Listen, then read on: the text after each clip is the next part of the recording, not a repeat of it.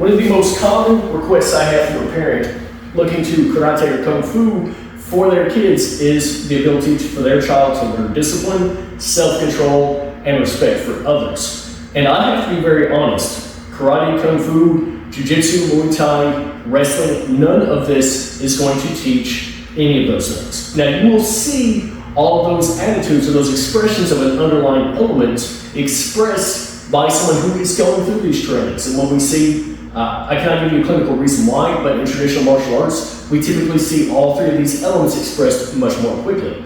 But the underlying element that all of these trainings will actually impact is self-understanding. And without getting super hippie woo-woo kind of, whenever we integrate physical movements with intellectual study and a little bit of play, we let a child relax and examine their internal world. Now that's super important, especially in the 21st century when we have so many pieces of technology that we must be able to use with fluency or we cannot interact with the world itself.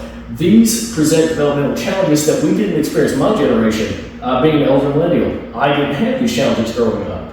The people or the generations that came before me did not have these challenges.